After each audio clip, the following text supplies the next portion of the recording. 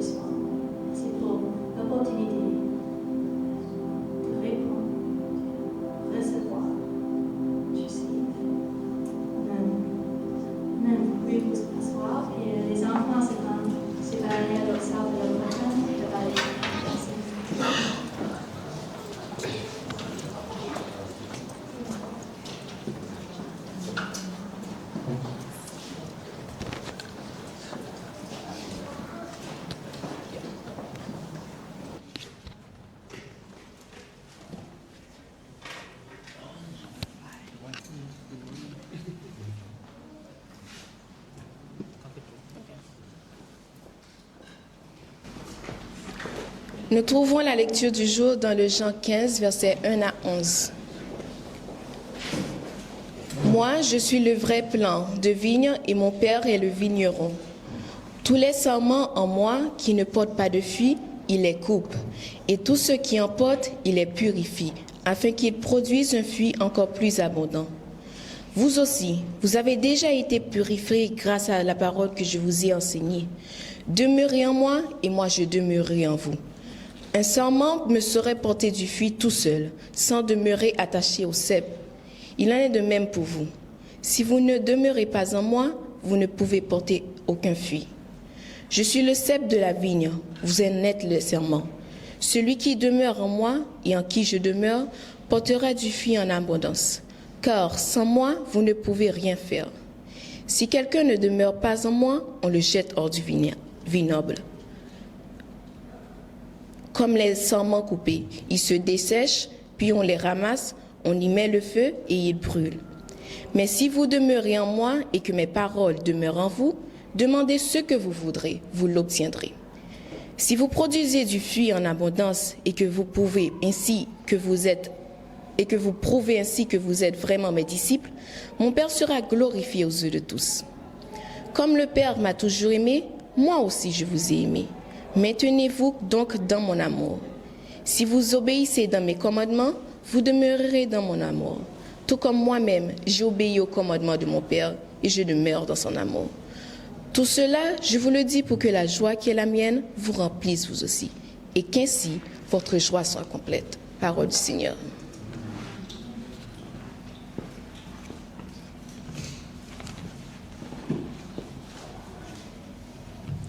So I am reading from John chapter 15 from verse 1 to 11. I am the true vine, and my Father is the gardener.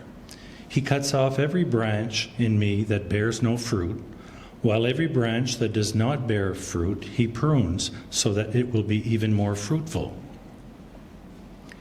You are already clean because of the word I have spoken to you. Remain in me, and I will remain in you. No branch can bear fruit by itself. It must remain in the vine. Neither can you bear fruit unless you remain in me. I am the vine, you are the branches. If a man remains in me and I in him, he will bear much fruit. Apart from me, you can do nothing. If anyone does not remain in me, he is like a branch that is thrown away and withers. Such branches are picked up, thrown into the fire, and burnt. If you remain in me and my words remain in you, ask whatever you wish, and it will be given you. This is to my Father's glory that you bear much fruit, showing yourselves as to my disciples. As the Father has loved me, so have I loved you. Now remain in my love. If you obey my commands, you will remain in my love, just as I have obeyed my Father's commands and remain in his love.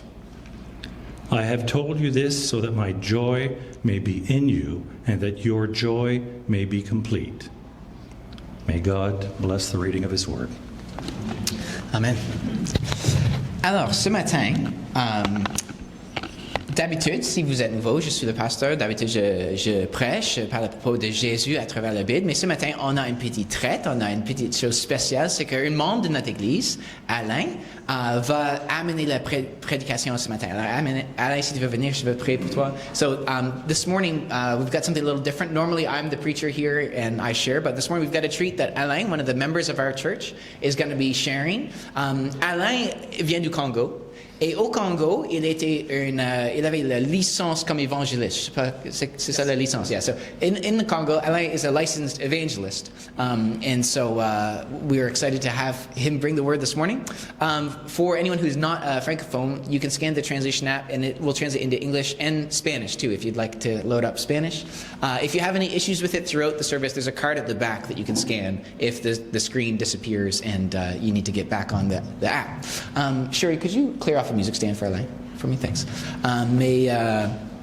Oui, alors j'ai vraiment hâte d'entendre ce que Dieu a mis sur le cœur de notre frère, d'entendre une voix différente. Je pense que c'est vraiment important que notre Église n'entende pas juste ma voix, parce que nous avons tous des forces, mais aussi tous les faiblesses, toutes les choses qu'on aime parler de souvent et toutes les choses qu'on veut éviter. Alors je pense que c'est vraiment, vraiment important pour notre Église d'entendre de multiples voix, de voix diverses, et que ça va nous enrichir.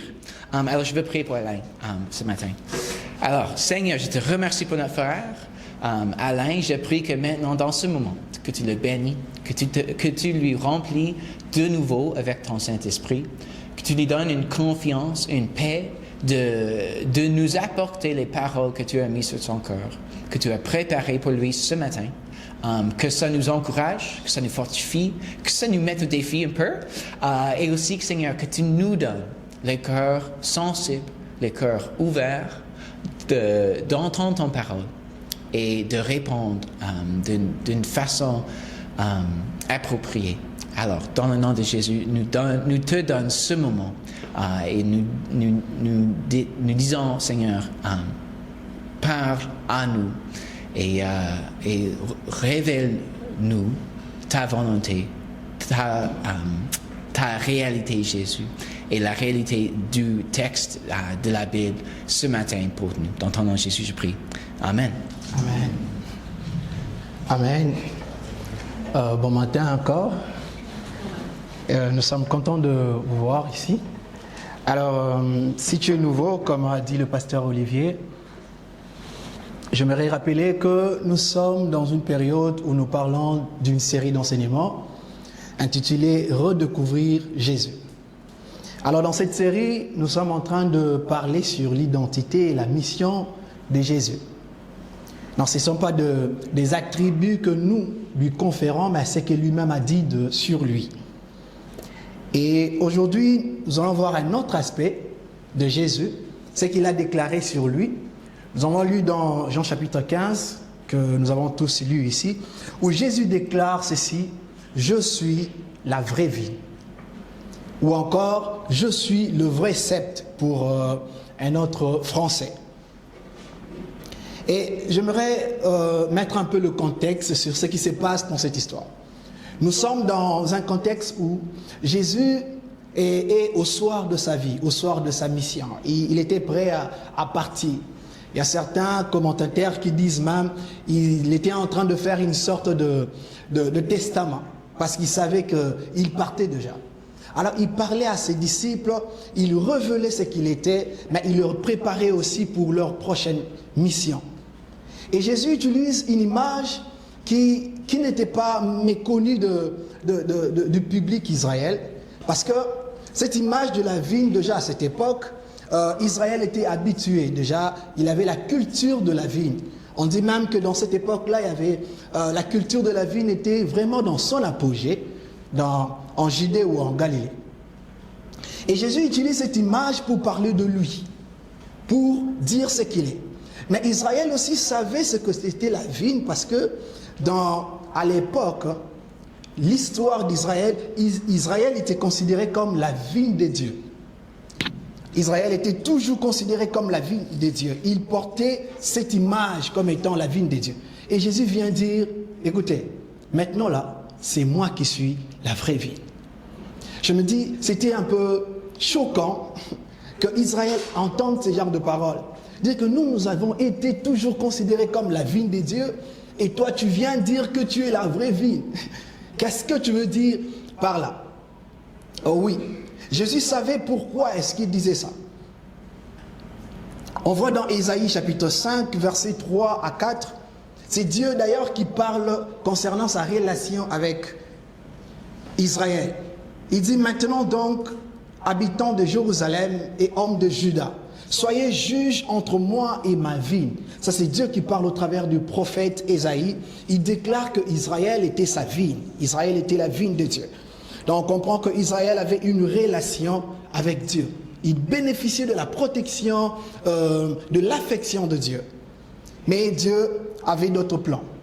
Actuellement, Jésus devient le centre du plan de Dieu. Jésus, lorsqu'il déclare cela, il parle de son identité, que désormais c'est moi qui deviens le centre. Alors l'image que Jésus utilise, il parle du vigneron, c'est-à-dire le propriétaire de la vigne. Le vigneron, c'est celui à qui appartient la vigne, ou celui qui travaille la vigne.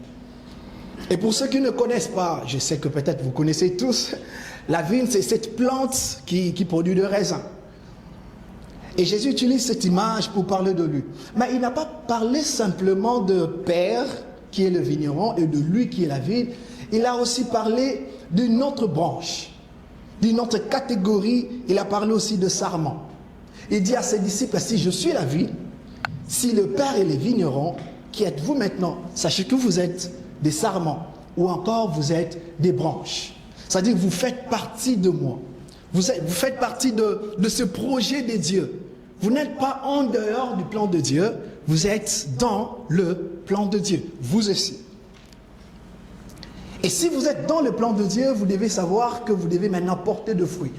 Parce que si le vigneron plante une vigne, ce n'est pas pour décorer. Ce n'est pas pour décorer qu'on plante une vigne. C'est pour que la vigne donne le fruit, pour que la vigne donne du raisin. Et les disciples de Jésus, que nous sommes aussi aujourd'hui, avaient mission pour donner ces fruits-là. Avaient mission pour porter le fruit. Et qu'au travers de disciples, au travers de nous qui suivons Jésus, que le monde goûte à ce fruit et découvre ou connaisse qui est Jésus. Alors dans la Bible, il y a beaucoup de symboles qui parlent de fruits. Je veux parler de ça rapidement ici. Parce que vous entendrez, vous lirez peut-être dans la Bible, on parle de fruits. Dans Matthieu 3, on parle de fruits comme la repentance. Dans Romains 1, on parle de fruits comme gagner des âmes. Si vous gagnez des âmes à Christ, la Bible parle de ça, c'est comme un fruit. Le fruit est aussi parlé dans Romains chapitre 6 comme grandir en sainteté. Et dans Galates chapitre 5, on parle comme étant des caractères de Jésus. Et ici, on va s'attarder sur un aspect de fruit qui se trouve dans Galates chapitre 5, qu'on va ici parler. Mais remarquez, Jésus dit que nous devons porter de fruits, mais il met d'abord une condition. Il dit, si je suis la vigne, vous devez porter de fruits, mais il demande à ses disciples, il nous demande, il dit, demeurer. La première des choses qu'il demande, il dit, vous devez demeurer. S'il faut porter de fruits, vous n'allez pas porter de fruits par vous-même. Vous devrez demeurer. Alors lorsqu'il parle de demeurer ici, le terme grec de demeurer, c'est méno. Méno signifie rester, séjourner, ne pas partir. Ou encore continuer à être présent dans un lieu. Jésus leur dit, vous devez rester présent. Et méno ici en grec faisait référence à trois choses. Lorsque Jésus parle de méno, il faisait référence à trois choses parce qu'il savait ce qu'il disait. Premièrement, méno fait référence à un lieu.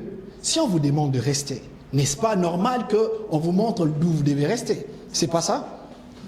Et si on vous demande de rester, n'est-ce pas normal qu'on vous dise combien de temps devez-vous rester dans cet endroit? Ok? Si on vous demande encore de rester, n'est-ce pas normal qu'on vous dise dans quel état vous devez rester? Dans quelles conditions vous devez rester? Et Jésus a placé ces trois choses dans sa relation ici lorsqu'il leur demande de demeurer. Et on peut voir dans Jean chapitre 15, verset 9. Il dit, comme le Père m'a aimé, je vous ai aussi aimé. Demeurez dans mon amour. La version Semeur dit, maintenez-vous dans mon amour. Parce que si Jésus avait laissé simplement une porte comme ça, on n'aurait pas su. Est-ce que tu nous demandes de rester dans Jérusalem? Est-ce que tu nous demandes de rester, je ne sais pas moi, dans la chambre haute? Non. Il place le contexte, il dit, vous devez rester mais dans d'une seule place, c'est dans mon amour. Alors, laissez-moi vous parler de deux histoires pour que vous compreniez c'est quoi rester dans l'amour de Dieu. C'est quoi l'amour de Dieu? Vous aurez déjà entendu parler d'une histoire où on amène une femme qui était surprise en flagrant délit d'adultère dans la Bible, c'est dans Jean 8. Cette femme, on amène vers Jésus une femme, on dit, cette femme est trouvée dans l'adultère. Et d'après la loi de Moïse, on dit qu'il faut lapider cette femme, elle doit mourir. J'étais en train de lire cette histoire, je me dis, les Juifs avaient tous les endroits du monde pour amener cette femme, mais ils ont commis l'erreur d'amener cette femme au seul endroit où elle ne pouvait plus être jugée.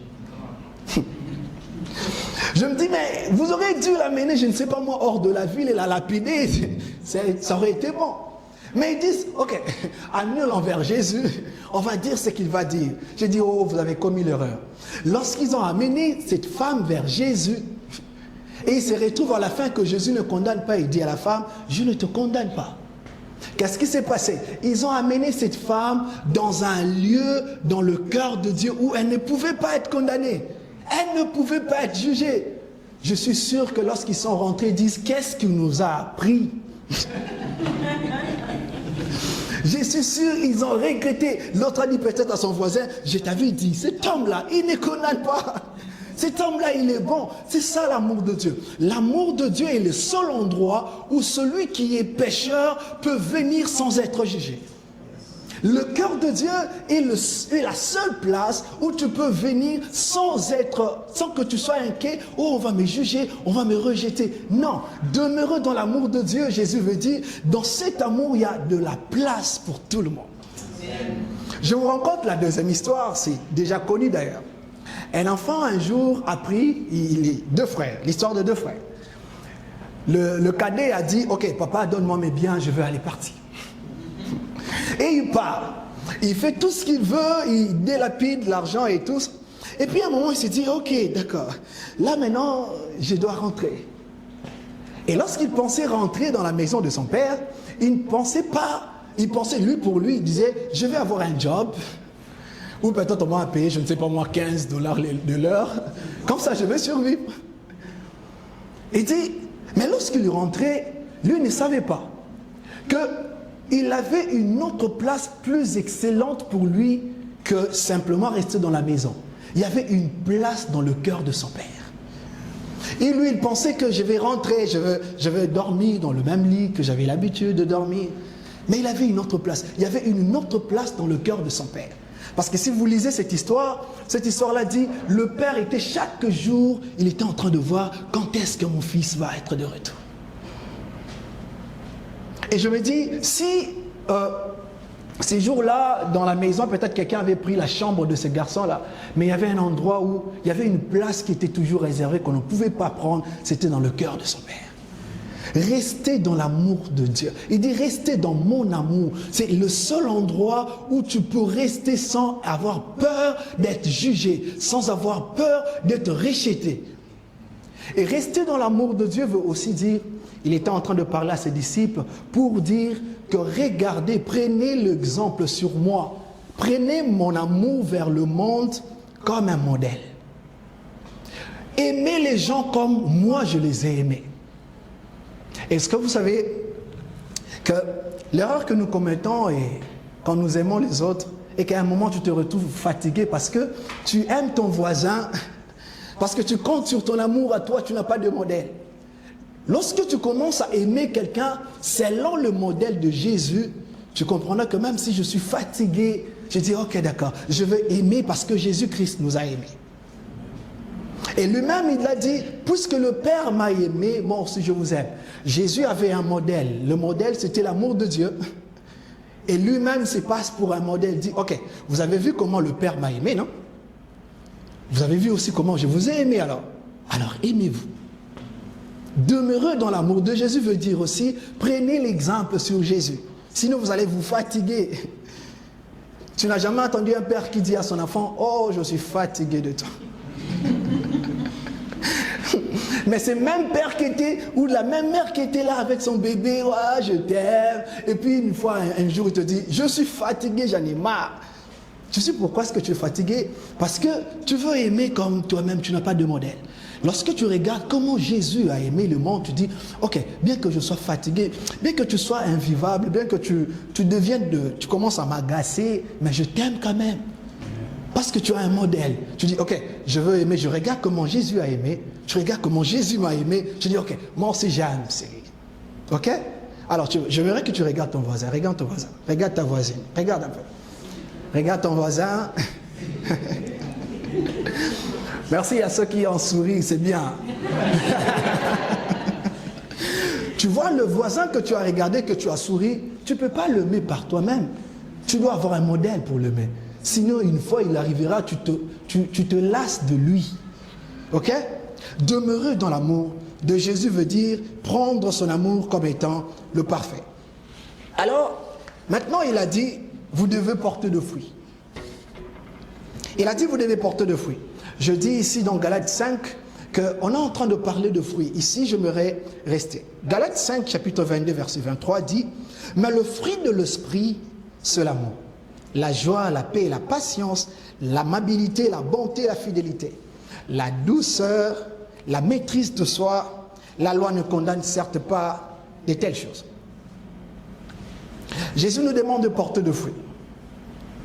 Alors vous comprenez que lorsque nous demeurons, nous sommes collés, attachés à sa nature, il est évident que le fruit de cette nature soit la même chose que la source. Et puisque la source est remplie d'amour, le fruit devient de l'amour aussi. Mais lorsque vous lisez Galates chapitre 5, verset 22-23, vous avez l'impression qu'on est en train de citer beaucoup de fruits. L'amour, la patience, la bonté, on est en train de citer beaucoup de fruits. Mais pour comprendre cela, vous partez, vous lisez un autre verset pour compléter, c'est 1 Corinthiens chapitre 13, versets 4 à 7. Ici, on est en train de dire, on dit l'amour est patient, il est plein de bonté. L'amour, il n'est pas envié, il ne cherche pas à se faire valoir. Ces passages ici complètent Galates 5. Si vous lisez ces passages, vous allez comprendre que c'est l'amour qui est la racine de tout le fruit de l'esprit. C'est l'amour qui amène à être bon. C'est l'amour qui amène à être patient. Si quelqu'un n'a pas d'amour, il ne peut pas être bon. Si quelqu'un n'a pas d'amour, il ne peut pas être bon, il ne peut pas être patient. Ne prenez pas l'amour comme à part entière. Si vous voulez respecter le fruit de l'esprit, c'est d'abord l'amour qui est la racine de tous les autres fruits de l'esprit. C'est l'amour qui est la racine. Et il est important maintenant, Jésus dit que nous devons rester. Si nous devons rester dans cet amour, je dis ici, menons ou demeureux faisait référence aussi à un état, à une condition. Dans quel état nous devons rester? Vous serez d'accord avec moi que pour maintenir un amour, pour maintenir le climat de l'amour, pour rester attaché et que l'amour règne toujours, il y a deux choses qu'il faut faire. Il y a la communion, il y a le partage qui doivent être présents dans ton amour, dans votre relation. Tu sais, lorsque tu peux aimer les enfants, tu peux aimer les gens dans la famille, mais si tu ne remplis pas certaines conditions dans la famille, l'enfant peut aller voir ailleurs. Et ici, Jésus nous demande de rester. On doit demeurer. On doit vivre avec lui. Et je nous propose deux choses. Avant que je dise ces choses, j'aimerais dire que la vie chrétienne, Jésus, la relation avec Jésus, ne vient pas s'appliquer à l'église. Il y a d'autres qui, lorsqu'ils viennent à l'église, ok, je viens vers Jésus. Lorsque je sors les dimanches, toute la semaine, ok, c'est bon. Je vis ma vie, je ne compte pas, on ne parle pas. Ça, ce n'est pas une relation. Si vous voulez que l'amour se maintienne, vous devez avoir du temps pour partager avec l'autre. C'est pas ça. Qui d'entre nous va croire que, voilà, quelqu'un lui dit « je t'aime », mais il n'a jamais le temps pour lui donner. Tu peux croire à ça? Non, bien sûr que non. Tu dis, mais tu dis toujours que tu m'aimes, tu n'as jamais eu le temps de me parler. On n'a jamais eu le temps de partager. C'est ça aussi. Lorsque Jésus nous demande « rattachez-vous, demeurez en moi », c'est aussi trouver du temps pour lui. Dans la prière, par exemple, et dans la lecture de la parole de Dieu. Trouvez du temps dans la semaine pour rester avec Jésus. Trouvez du temps. Vous devez avoir du temps. Trouvez du temps. Jésus, quelqu'un a dit une fois, il dit dans la relation avec Jésus, il ne veut pas seulement avoir un rendez-vous galant avec toi. Il veut te passer la bague au doigt. Il veut rester longtemps avec toi. Il veut rester longtemps. Alors nous devons avoir des moments pour que cet amour se maintienne. Et entre nous aussi, en tant que disciples, nous devons avoir le partage. L'amour se maintient. L'amour, ce n'est pas quelque chose qui se dit, mais il se vit. Si tu dis aimer ton voisin, ça doit se voir, n'est-ce pas? Si tu dis aimer ton frère, ta soeur, ça doit se voir, n'est-ce pas? C'est-à-dire qu'il y aura...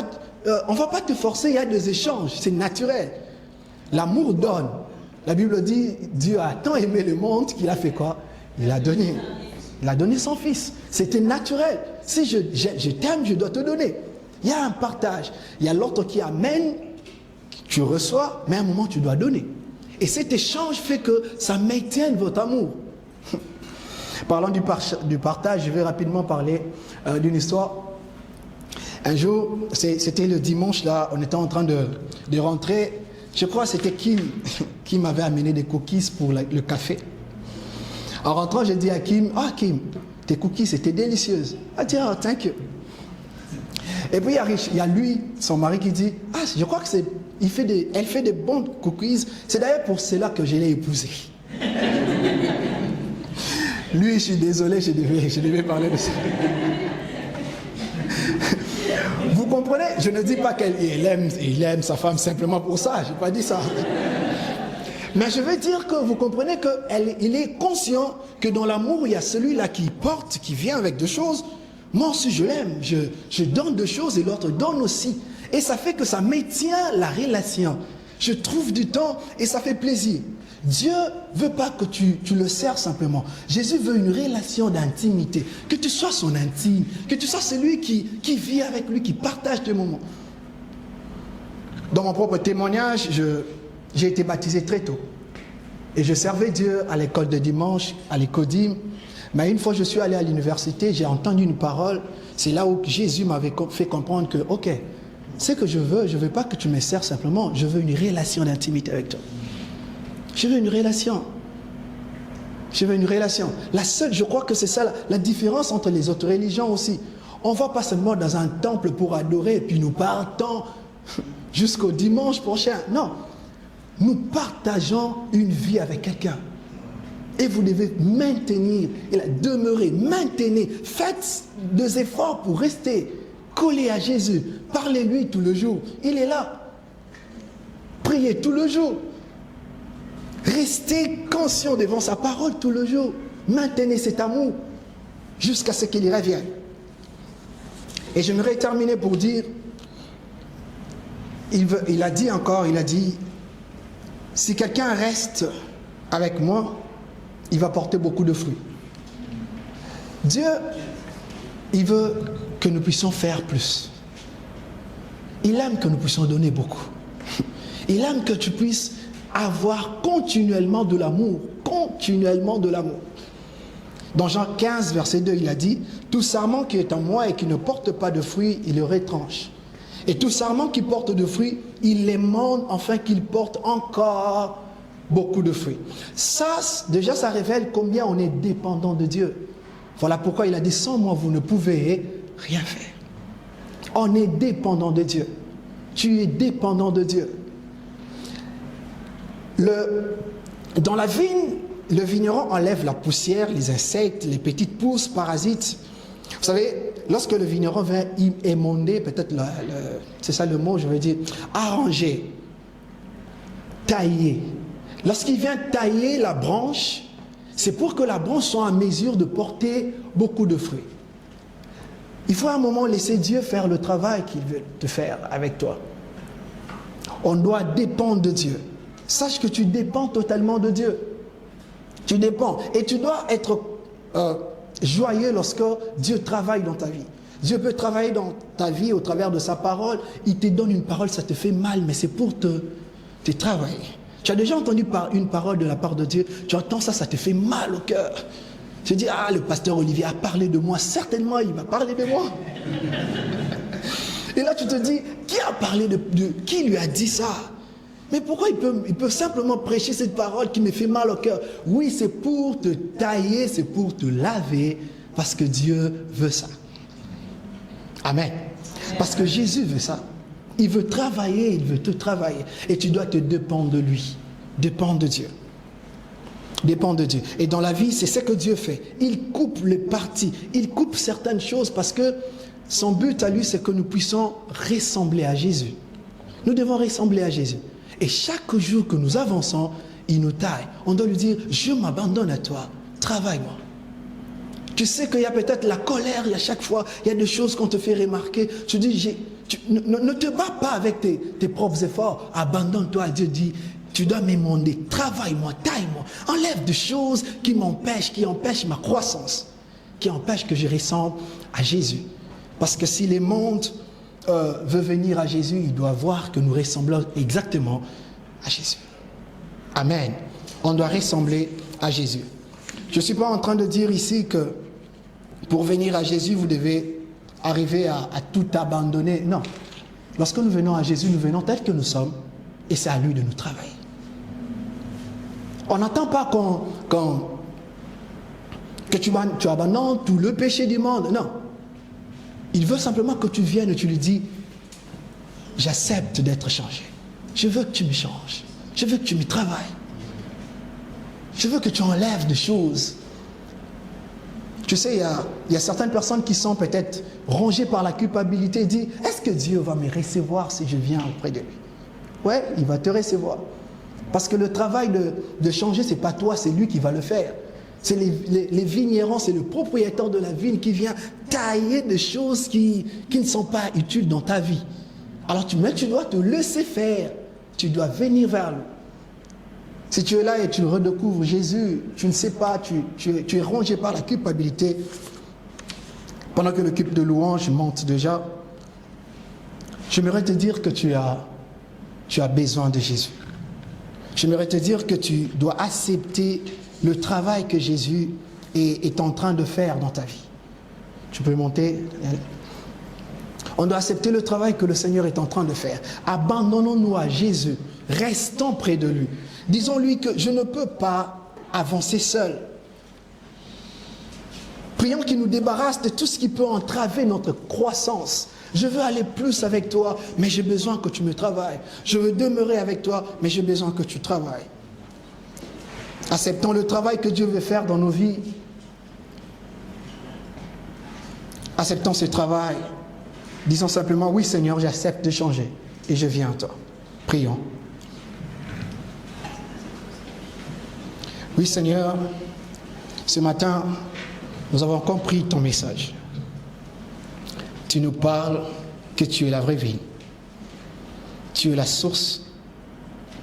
Tu es celui qu'il nous faut. Nous prions Seigneur ce matin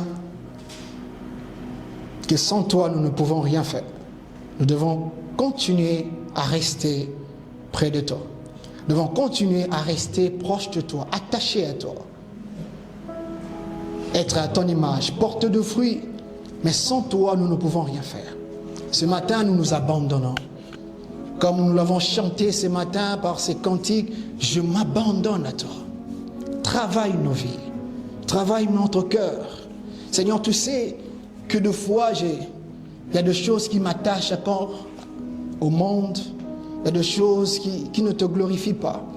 Et je prie, Seigneur, ce matin, nous nous abandonnons à toi. Et je prie, Jésus, pour celui qui hésite encore de venir vers toi, alors qu'il y a une place pour lui. Dans ton cœur, dans ton amour, il y a assez de place pour tout le monde. Il y a assez de place pour même celui qui était parti et qui revienne encore et encore. Il y a toujours de la place. Parle dans ton cœur. Parle à celui qui est à la maison, qui suivra ce message. Parle à son cœur, qu'il sache qu'il a de la place dans ton amour. Qu'il y a toujours de la place dans ton amour. Merci de le faire dans nos vies. Et chaque jour, aide-nous à maintenir cette relation avec toi dans cette semaine, dans la prière, dans la méditation de ta parole, dans l'amour entre frères, que je puisse partager et donner du fruit. Parce qu'une branche ne porte pas du fruit pour lui-même. Il porte du fruit pour les autres. Si je dois porter du fruit, c'est pour les autres que je le fais. Apprends-nous, Seigneur, à porter ce fruit. Au nom de Jésus. Amen. Alors maintenant, on va célébrer la Sainte Seine. Et comme Alain parlait de maintenir, de demeurer en Christ, Une chose intéressante, on célèbre deux symboles, la Sainte Seine et le baptême dans l'Église. C'est deux grands symboles. Le baptême, on fait une fois. C'est comme le mariage. Ça commence, c'est le symbole de commencer la relation. Mais la Sainte Seine, on fait toujours, à plusieurs reprises. Et il y a plusieurs aspects de ce qui symbolise la Sainte Seine. Mais ça symbolise au moins de maintenir la relation, de demeurer, de continuer, de renouveler la relation avec Dieu. Alors lorsqu'on vient, on se rappelle qu'il est la source de notre vie. Et que la nourriture, le pain et le vin symbolisent le fait qu'on reçoit notre vie de Jésus et qu'on maintient cette connexion avec Jésus. C'est seulement grâce à sa mort et sa résurrection symbolisée par le pain et le vin qu'on a la vie spirituelle, la vie éternelle. C'est seulement grâce à sa mort et sa résurrection qu'on porte du fruit. Alors, ce matin, célébrons la Sainte Seine. Venons, on va confesser notre besoin de lui, que sans lui, on ne peut rien faire, que sans lui, on ne peut pas accéder à la vie éternelle. Mais célébrons aussi qu'il a offert la connexion avec lui, qu'on reçoit sa vie. Alors, prions ensemble et célébrons la Sainte Seine. Seigneur, je te remercie pour ce pain et ce vin qui symbolisent ton corps brisé, ta sang versé. Je te remercie que c'est seulement à travers toi qu'on reçoit la vie, qu'on reçoit la vie éternelle, qu'on porte du fruit. Et Seigneur, rappelle-nous de notre besoin de toi. Et renouvelle en nous cette connexion avec toi, cette relation intime avec toi à travers cette symbole. Alors agis maintenant lorsqu'on célèbre cette symbole. Dans le nom de Jésus, je prie. Amen. Alors, je vous invite de recevoir la Sainte Seine. Lorsque l'équipe commence à jouer, on va s'installer ici en trois positions. Au milieu, il y aura de la pain sans gluten et tout le vin est sans alcool pour ceux qui l'ont besoin. Et oui, je vous invite juste de prendre un moment de confesser nos péchés. Et quand tu es prêt, de venir ici en avant, recevoir les éléments et prends-les à vos sièges et la mange et bois quand tu es prêt et la monte et continue de chanter avec l'équipe de louange.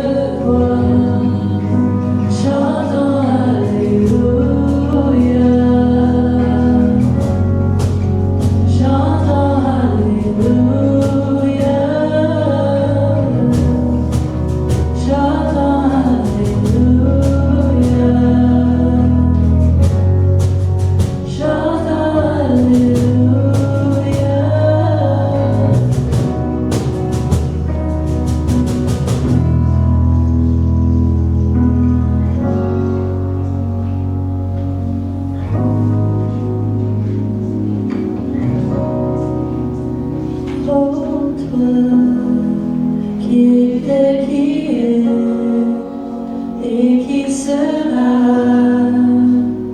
Je suis fascinée par toi, qui était, qui est et qui sera. Je suis fascinée par toi, qui était, qui est et qui sera. Je suis fascinée par toi, qui était, qui est et qui sera. Je suis fascinée par toi.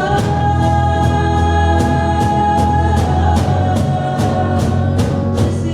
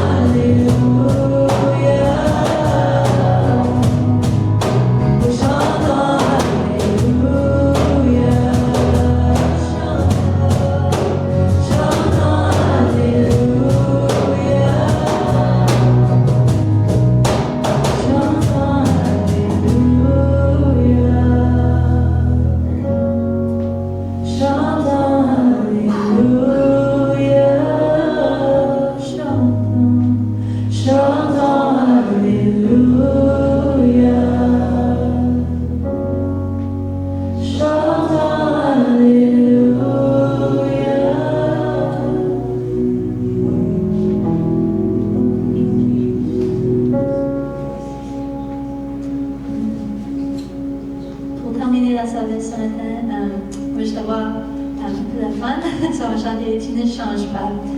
So chante fort et commencer. Yeah, we're gonna end the service. A bit of fun, we're gonna sing Tu ne changes pas. So get excited, sing out, and we'll just end the service off.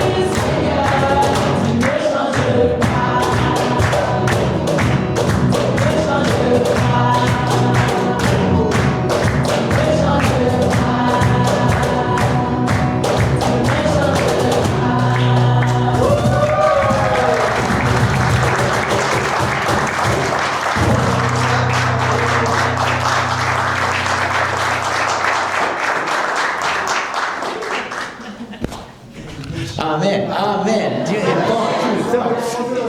OK. Que Dieu vous bénisse cette semaine. God bless you this week. Et je vous encourage encore, regardez toutes les façons qu'on peut partager cet amour avec lequel Dieu remplit nos cœurs, avec notre ville, et prendre un moment de prendre un café, prendre un cookie. C'est les cookies de Kim? Non, je ne sais pas. Non. Mais oui, juste passer un peu de temps ensemble et je vous encourage que Dieu vous bénisse cette semaine dans le nom de Jésus. Amen.